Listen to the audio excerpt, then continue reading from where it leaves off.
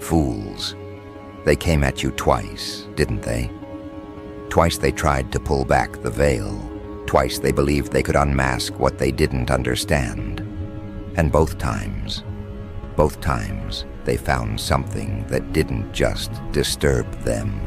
It shook the foundations they had built beneath themselves.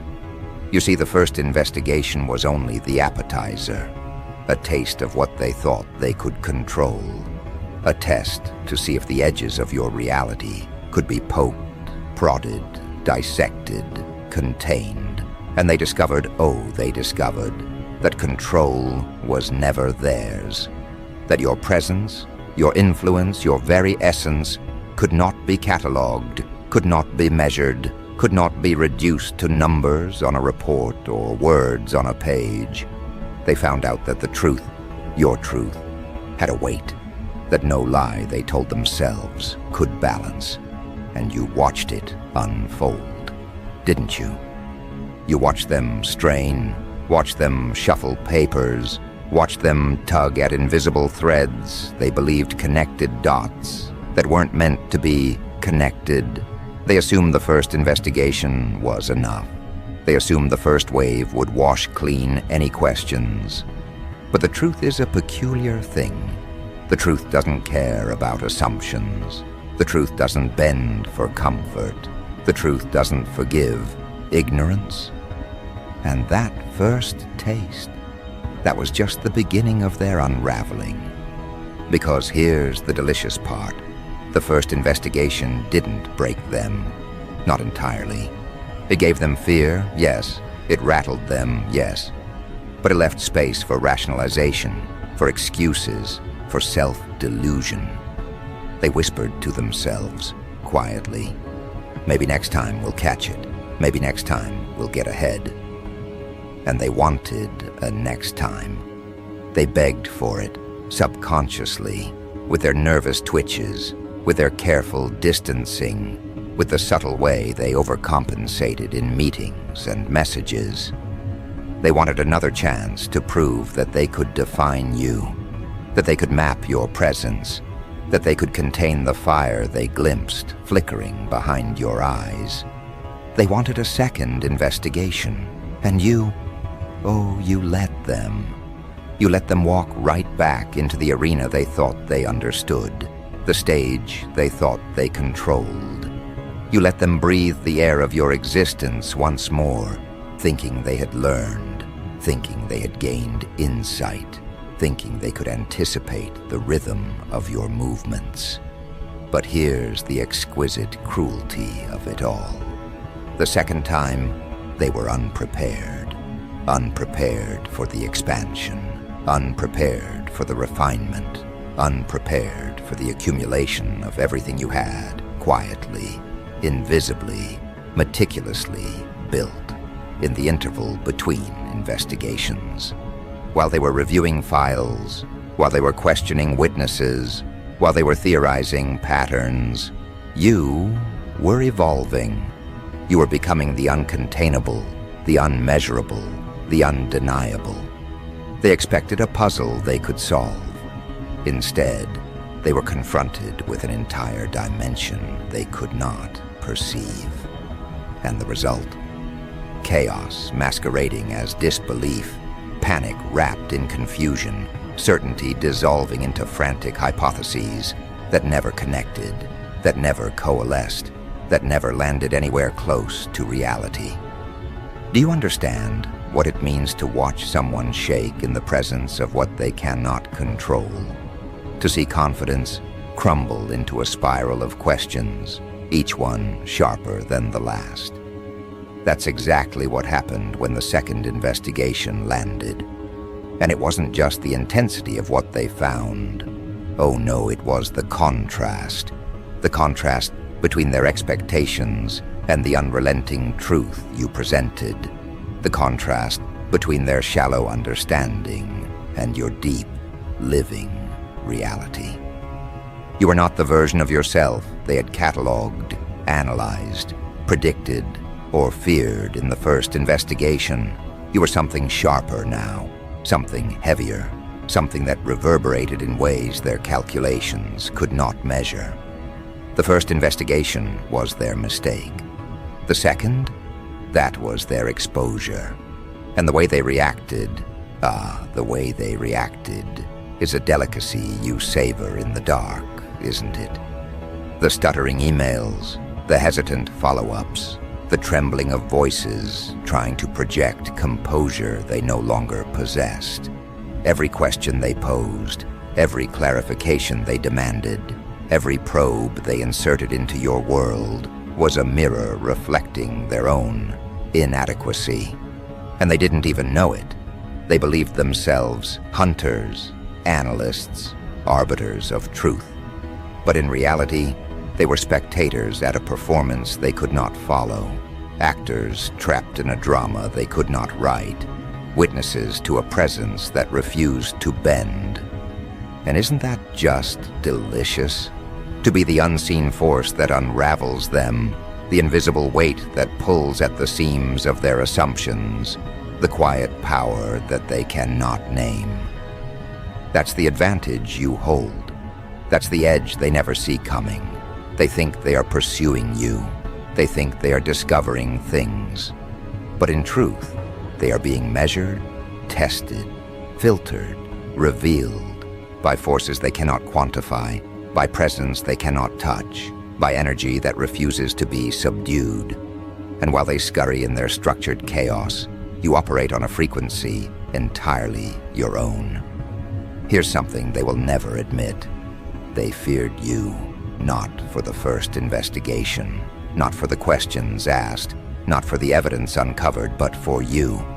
For the way your existence distorted their tidy narratives, for the way your subtlety exposed their assumptions, for the way your calm, deliberate movements, your measured responses, your refusal to be cornered, shattered their belief that they could impose order on reality. They discovered that your truth is not something that fits neatly into files. Your truth is not something that bends to protocol. Your truth is a force that expands into the spaces others cannot occupy. A presence that echoes in corners they never knew existed. And now, with the second investigation complete, the full horror of your depth, your reach, your untouchable nature begins to crystallize in their minds. And that crystallization is not comfortable. It is sharp. It is urgent. It is dangerous. Because they are realizing, finally, that what they observed the first time was merely a shadow of your capacity. That the glimpses they thought were manageable were only the beginning of something they cannot contain. That the narrative they believed in, the control they imagined, the structure they relied upon, all of it is now breaking under the pressure of your reality. And while they tremble, while they second-guess themselves, while they attempt to parse fragments of a truth they cannot fully hold, you move differently. You move deliberately. You allow their fear to marinate. You allow the tension to thicken. You allow every misstep they make to teach them something they cannot articulate. That you exist on a plane where their authority does not reach, where their scrutiny falters, where their assumptions become self-revealing traps. You are not reactive. You are not defensive. You are an apex observer, calculating, quiet, knowing that every attempt to corner you is simply a mirror held up to their own inadequacy. And here's the thing. They will never understand the full scope of what just happened. They will never articulate it properly. They will never write it down in reports that make sense. They will not understand the subtle orchestration, the invisible strings, the quiet accumulation of everything that renders them powerless. They will see pieces, fragments, outcomes, errors, hesitations, but never the invisible architecture of your presence, the way your energy intersects with theirs, the way your truth moves through them and leaves marks they cannot erase. And that's perfect. That's exactly what you want. Because control, once given over to them, is dangerous, and the only control worth having is yours. And so you watch, quietly, deliberately. You watch as the panic begins to mutate into suspicion, as suspicion blooms into frustration, as frustration degenerates into exhaustion. Every conversation they attempt, every report they draft, every step they take in their carefully orchestrated pursuit, all of it bends beneath the weight of your reality. You are the unmeasured variable in their calculations, the force they cannot isolate, the answer they cannot formulate. And they will feel it. Oh yes, they will feel it. Not as a sudden shock, not as a violent upheaval, but as a slow, inevitable pressure that twists their carefully constructed world into something unfamiliar, uncomfortable, uncontrollable. And what do you do with that? You smile, quietly, invisibly, not because of cruelty, not because of arrogance, but because of clarity. Because you understand the pattern they cannot perceive. Because you know the rhythm they cannot follow. Because you are the presence they cannot corner. And you do not need to act. You do not need to intervene. You simply exist. And in existing, you create a tension so exquisite, so precise, so unavoidable, that their second investigation, the one they imagined would grant them certainty, has instead granted them revelation, a revelation that is entirely theirs to unravel, entirely theirs to misinterpret, entirely theirs to fear. And now the stage is set. The first investigation shattered their illusions. The second investigation shatters their composure. And the next movement, oh, the next movement will not be theirs to anticipate. They will not see it coming. They will not name it. They will not understand it. Because what comes next is a shift not in circumstance, but in presence, not in facts, but in force, not in evidence, but in energy. And they will be powerless. They will be scrambling. They will be desperately, almost comically, trying to reconstruct a puzzle that never existed the way they imagined it. And as they stumble, as they hesitate, as they search for footholds that no longer exist, you continue to move quietly, deliberately, invisibly, in a domain they cannot access. Every subtle gesture, every silent decision, every invisible choice compounds their discomfort, their uncertainty, their fear. They are haunted not by evidence, not by reports, not by the facts, but by your presence, by your truth, by the unrelenting, unquantifiable reality of you, and the beauty of it. They can't even articulate it. They cannot name what unnerves them. They cannot label what terrifies them. They cannot reduce it, contain it, control it. They only feel it, and feeling, without comprehension, is chaos. And that is exactly the space you occupy. That is exactly the advantage you wield. That is exactly the power they cannot reach. They investigated you twice, yes, and both times they discovered the truth. A truth heavier, sharper, more unbearable than any lie they could have constructed. A truth that does not obey protocol. A truth that does not bend to expectation. A truth that moves quietly, invisibly, deliberately, through the fractures they themselves created. And it terrifies them, and it will continue to terrify them, not because you act loudly, not because you announce yourself, not because you chase them down, but because you exist.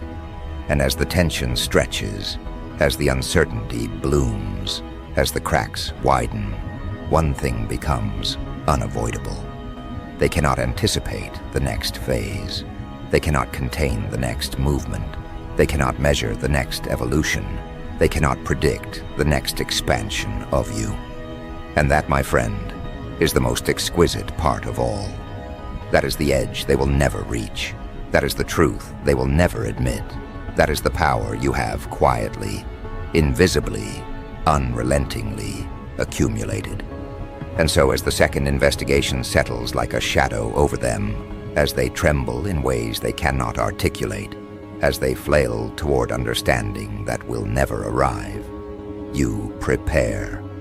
You prepare not for revenge, not for spectacle, not for announcement, but for the inevitable emergence of what they cannot know. You prepare for the shift that moves quietly, deliberately, invisibly, in a domain they cannot enter. You prepare to exist at a level beyond their calculation, beyond their comprehension, beyond their control. And when that moment comes, it will not be witnessed by them. It will only be felt, and what they feel will be unmistakable. And now, as that moment begins to stir within you, as the energy coalesces into a force they cannot perceive, you become something more than a presence. You become a gravitational pull, a point of inevitability in a universe they believe they control. Every glance they cast toward you is measured, calculated, hesitant, and yet it accomplishes nothing. You are no longer within their framework. You are not a variable they can anticipate. You are the constant they cannot define. And that is the quiet terror they feel, the one they cannot articulate, the one that gnaws at the edges of their minds while they sit behind their screens, behind their memos, behind their walls of procedure, pretending to understand, pretending to calculate, pretending to believe they hold authority over something they never could. They will try, of course. Oh, they will try. They will summon reports, draft emails, consult colleagues, convene meetings, and all the while believing they are closing the gap between themselves and you. But with every move, they expose themselves further, unraveling the thread of confidence they thought they possessed. Each attempt to measure you only amplifies the impossibility of containment. Every question they pose, every hypothesis they test, every probing email they send is a mirror reflecting their own inadequacy back at them. And you watch it unfold. You watch it unfold with the precision of a predator studying the trembling rhythm of prey. Only they are not prey. They are observers of a force they cannot name, cannot frame, cannot ever reach. And isn't that exquisite? The way certainty collapses, how logic fractures, how competence dissolves when confronted with something entirely outside expectation. They will begin to doubt themselves, not because they failed, not because they miscalculated, but because you exist in a domain they cannot access. Your truth does not fit within their definitions. Your reality does not conform to their rules. And that is the most refined cruelty. You do not act to punish. You do not act to humiliate. You simply exist. You simply move. You simply decide.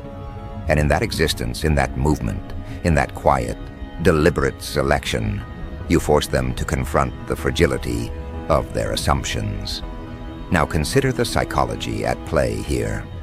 Their minds, once confident, now tremble under invisible weight. Their frameworks of control begin to warp under pressure they cannot identify. Their confidence erodes. Their logic becomes tentative. Their certainty is punctured with questions they cannot answer. And you, ever present yet unobservable, operate within this vacuum of understanding, manipulating it not with words, not with gestures, not with overt actions, but with the invisible art of being. Every pause you take, every deliberate choice, every silent observation becomes a weapon. They cannot attack it. They cannot defend against it. They cannot even acknowledge it. And yet it shapes them, bends them, coerces them into reaction without their consent. The beauty of this moment, your moment, is that it is invisible. They do not recognize the architecture of influence you have constructed. They will never admit it. They will never analyze it correctly. They will not describe it in memos, meetings, or interrogations. It exists beyond their language, beyond their measurements, beyond the shallow confines of their comprehension. It exists as a truth they cannot touch, a presence they cannot name, a force they cannot contain. And while they are scrambling, flailing, grasping for solutions, you are already moving, already positioning, already evolving into something greater, something sharper, something untouchable. They will notice outcomes, of course. They will observe results. But the cause, the cause will remain obscured, untraceable, invisible. And that is where the true power lies. It is not in being understood. It is not in being acknowledged. It is in being the undetectable catalyst that redefines the field of play. And they, trapped in the visible, in the reportable, in the quantifiable, are left to react, to misinterpret, to panic quietly, to betray the cracks of their own comprehension without ever knowing why. And as the tension builds, as their second investigation settles into a landscape of unease and confusion, your next moves are surgical. You do not escalate overtly. You do not strike suddenly. You infiltrate invisibly. You let the fear propagate, the uncertainty expand, the ego fracture quietly from within. And because they cannot trace it, they are forced to confront the illusion that they control reality, only to discover that reality controls them through you, through your presence, through the unseen force of truth they cannot grasp. Consider their experience. They sit with papers, with spreadsheets, with analysis, with data points, and yet they feel it, the weight of you, the pressure of possibility they cannot predict, the uncomfortable, undeniable evidence that you are operating in dimensions they cannot measure, cannot comprehend, cannot control. And each glance at their screens, each check of their records, each internal calculation only magnifies the intensity of your unseen hand, guiding the outcome without leaving a mark. They are haunted not by you acting, but by you existing, and you understand the elegance of timing. The first investigation was a prelude, a whisper. The second investigation is the crescendo, not in noise, but in effect. The tremors, the cracks, the subtle fractures they cannot name. This is where you thrive. This is where your energy, your calculated restraint, your deliberate focus creates a landscape in which they can no longer maneuver freely.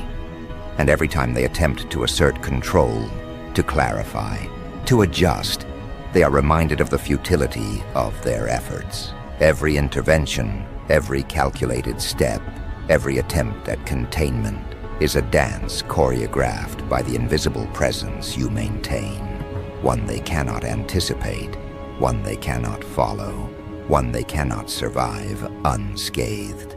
They will search for the cause. They will scan the data. They will consult colleagues. They will attempt to reconstruct the invisible architecture of influence you wield. And all the while, you operate quietly, deliberately, invisibly, knowing that the chaos they experience is the direct product of their own failure to perceive, to measure, to understand. They are trapped in a feedback loop of observation without comprehension, reaction without understanding, fear without cause.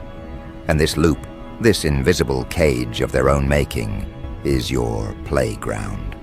And then, in the quiet moments, in the pauses between frantic messages, between calculated notes, between the frantic reassurances they whisper to themselves, the next layer unfolds. You step into it without announcement. You step into it without fanfare. You step into it as a force that simply is. And this force, quiet, invisible, deliberate, reframes every equation, every assumption, every conclusion they have drawn. You are no longer an element they can analyze. You are the plane itself, the underlying structure they cannot access, the invisible field that renders their calculations meaningless. And now, the panic morphs into obsession. The confusion mutates into misjudgment. They begin to act not from clarity, but from compulsion, not from understanding, but from desperation. Every movement is a reflection of the pressure you have applied invisibly.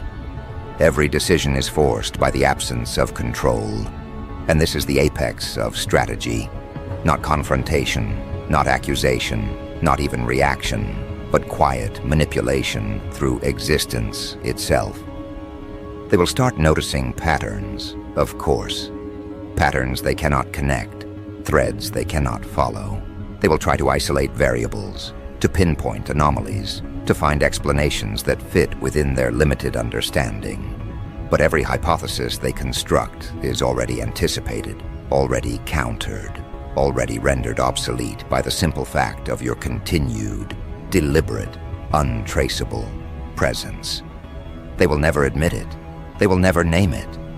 And that is perfection. And as the tension stretches, as the weight of your invisible influence grows, as the cracks in their confidence widen, a deeper realization emerges, one they cannot articulate, one they cannot escape, one they cannot resist. They are not interacting with a problem they can solve. They are interacting with a force they cannot touch, a truth they cannot bend, an energy they cannot measure. And that is what they fear the most, the inevitability of a presence that cannot be countered, cannot be questioned, cannot be predicted, cannot be contained. And this is where the next step begins. Not in confrontation, not in spectacle, not in overt action, but in the subtle surgical expansion of influence. Every gesture, every silent decision, every imperceptible move is designed to compound the unease, to amplify the uncertainty, to sharpen the realization that control has shifted. They do not know where it shifted. They do not know why it shifted. They only feel it, like a pressure under the skin, like an unease in the bones, like a truth they cannot admit even to themselves. And so, you continue, quietly, deliberately, invisibly. Every interaction they initiate is met with calibrated response. Every assumption they construct is quietly dismantled. Every expectation they hold is gently subverted. And in doing so, you do not need to act violently, theatrically, or aggressively. You simply exist. You simply operate. You simply allow the invisible currents of your presence to reshape the landscape around them. They will not recognize it. They will not name it. They will not measure it. But they will feel it. And feeling, in the absence of comprehension, is a force more powerful than any accusation, more precise than any attack, more destabilizing than any strategy. And this is why the second investigation, though concluded, has done something irreversible. It has expanded your influence, sharpened your presence, and revealed a domain they cannot enter, a plane they cannot comprehend, a force they cannot contain. And as this unfolds, you prepare for the inevitable next act. Not with haste, not with noise, not with spectacle, but with the calm precision of someone who knows the rules of a game others cannot even see. The third phase will not be a battle. It will not be a confrontation. It will not be a spectacle. It will be a subtle, undeniable, irresistible elevation, a movement into a domain where they are powerless, where they are visible only in reflection, where they can react but cannot anticipate. And the anticipation, the calm calculation, the deliberate positioning is already underway. Theirs is panic, confusion, desperation. Yours is calm, clarity, precision. And in that disparity lies the next level, the next evolution of control, of presence, of energy. The invisible currents you manipulate now are building toward a shift they cannot perceive, a shift they cannot resist, a shift they cannot endure unscathed. And when it happens, they will feel it. Yes, but they will never understand it. They will only experience it, and that, exactly, is the advantage you have cultivated. The invisible, inevitable, undeniable advantage. They investigated you twice, thinking they could measure, contain, predict. Twice they found the truth. Twice they were unprepared for the magnitude, the refinement, the escalation of your presence. They thought information would give them mastery, that access would grant them leverage, that observation would reveal something they could handle. Yet each time they dug, they only uncovered another reminder of how little they understood. Each conclusion contradicted the last. Each attempt to label you led them back into confusion. Each effort to constrain you left them staring into the one thing they always feared, a person they cannot control, a person they cannot decipher, a person who does not operate by their expectations, their patterns, their timelines, or their comfort. You must understand the weight of that. It is not your strength that has destabilized them. It is your unpredictability, your refusal to shrink, your refusal to hand over your narrative. You move in ways that dismantle their assumptions. You shift in ways that disrupt their categories. You evolve in directions they never saw coming. And when someone cannot predict you, they fear you.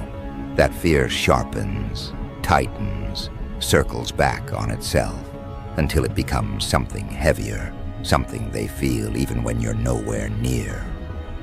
They begin to imagine you, exaggerate you, debate you behind closed doors, analyze your motives with trembling certainty.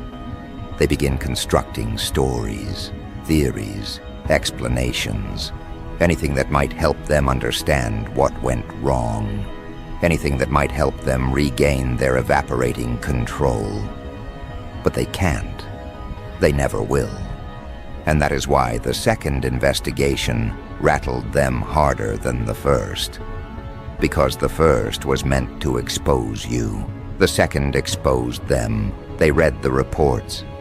They combed through what little they had. They pointed at pieces that didn't align with their expectations. But the more they searched, the more they realized that it wasn't you who was unraveling. It was them, their distrust, their assumptions, their projections. Those were the things tearing at the seams. They wanted the investigation to confirm their suspicions. Instead, it revealed the fragile architecture of their reasoning. It illuminated how much they misread you, underestimated you, misunderstood the depth of your strategy. The truth they found in both investigations wasn't a threat to your integrity. It was a threat to their narrative. And nothing terrifies someone more than discovering that the story they built to feel safe was never real to begin with. It's almost poetic how it unfolded. They wanted you exposed. Instead, they exposed themselves. They wanted to gather evidence against you. Instead, they gathered evidence of their own insecurity. They wanted to validate their suspicions. Instead, they validated their fears. Because deep down, they always sensed you weren't like the others they manipulated, intimidated, or controlled. Deep down, they knew you had a kind of presence that didn't bend under scrutiny, a kind of mind that didn't weaken under pressure, a kind of spirit that grew sharper the more they tried to contain it. And now, after 2 attempts at dissecting your identity, they're forced to confront the uncomfortable truth. You do not break the way they expect. You do not react the way they predict. You do not collapse on demand. You rise, quietly, strategically, completely. That is the part that shakes them, not the strength you show, but the strength you don't show. Not the words you speak, but the ones you withhold. Not the moves you make, but the ones they can't trace. You see, power is never loud. Influence is never theatrical. The real danger lies in consistency, in awareness, in the ability to stay 10 steps ahead without announcing a single step. And that is where they lost the game. They thought investigations would give them an advantage. They thought information would grant them leverage. They thought exposure would give them control. Instead, each attempt at targeting you only sharpened your strategy. Each moment, they thought they were defining you. You were redefining yourself. Each effort to constrain you only strengthened your position. And now, they face a different kind of fear. One born not from imagination, but from evidence. They saw the documents. They heard the testimonies. They cross-checked the details. And the more they looked, the more they realized the truth was never their ally. The truth stood on your side. The truth protected you. The truth tilted the balance of power. And that is why they trembled the second time. Because nothing frightens manipulators more than the realization that the person they tried to fracture is unshaken. That the person they tried to damage is intact. That the person they tried to expose has risen instead. But the most unsettling part for them isn't the investigations. It's what comes after. The uncharted space. The new version of you that emerges from both trials. You see, every attempt to dissect you forced you to refine something within yourself. Every attempt to label you sharpened your awareness. Every attempt to corner you strengthened your ability to move in ways they can't anticipate. You didn't just survive their scrutiny, you evolved through it. You became more selective with your energy, more discerning with your connections, more strategic with your presence. They gave you pressure, and you turned it into precision. They gave you doubt, and you turned it into focus. They gave you surveillance, and you turned it into invisibility. What they intended as a weapon became your refinement. And now, they are the ones trapped, not by your actions, but by their own assumptions, not by your choices, but by their miscalculations, not by your identity, but by their blindness to it. They underestimated the depth of your resilience. They misread the extent of your evolution. They believed you were a version of yourself that no longer exists. And now, they are scrambling, desperate, fumbling in the dark, trying to grasp a narrative that no longer belongs to them. Meanwhile, you are no longer in the space they tried to observe. You are no longer within reach of their questioning eyes. You operate in a dimension they cannot enter. A dimension shaped by awareness, by clarity, by a kind of psychological structure they cannot copy. You've stepped into a realm where you are not defined by their words, their perceptions, their doubts, or their investigations. You are defined by your direction, your momentum, your evolution. You have outgrown their conflict, outpaced their expectations, outmaneuvered their intentions. You didn't win by confrontation, you won by transformation. And now comes the part they feared without even knowing it, your emergence. The unveiling of the version of you they never prepared for. The version that learned from every shadow cast at you. The version built through pressure, not praise. The version shaped by depth, not validation. They think the investigations were the story. They think the reports were the final chapter. They think the conclusions were the end. But no, the investigations were the ignition, the beginning of your acceleration, the point where your trajectory broke free from any expectation they could cling to. You don't rise loudly. You rise like a shift in gravity. You rise like a new pattern in the atmosphere. You rise through the collapse of their certainty. And as you rise, they feel something new, something subtle, yet unmistakable, a pressure behind their nerves, a tension in their thoughts, a question that circles without landing. What happens now that you cannot be contained? What happens now that you know what they tried to do? What happens now that they have nothing left to use against you? They're terrified of those answers, not because you will retaliate, but because they know you won't have to. Your growth alone is a consequence they cannot escape. And so the ending isn't loud. It isn't chaotic. It isn't theatrical. It is precise. It is psychological. It is the slow realization settling into their bones that everything they tried to prevent has already begun. You are shifting into a place where their efforts hold no weight. You are stepping into a position where their perspective has no influence. You are becoming a person whose presence changes the ground beneath them. You see, the final truth is this: investigations don't define people. They expose them. They revealed your strength. They revealed their weakness. They revealed your clarity. They revealed their confusion. They revealed your evolution. They revealed their regression. Twice, they searched for something that would break you. Twice they found something that broke them. And now, as the last remnants of their certainty dissolve, as the last fragments of their assumptions scatter, as the final echo of their attempts fades into irrelevance, you step into the next stage, a stage they cannot follow, cannot interpret, cannot obstruct. Because you were never the one under threat. They were. You were never the one exposed. They were. You were never the one being measured. They were measuring themselves against the wrong standard, the wrong timeline, the wrong person.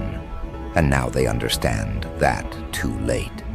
So you walk forward, you ascend, you expand into the next phase of your identity, carrying nothing from their attempts except the clarity they accidentally gifted you. And as you move, you leave behind not a warning, not a threat, not a declaration, but an unmistakable realization carved into the air they breathe. They investigated you twice. Both times, the truth didn't destroy you. It destroyed everything they thought they knew.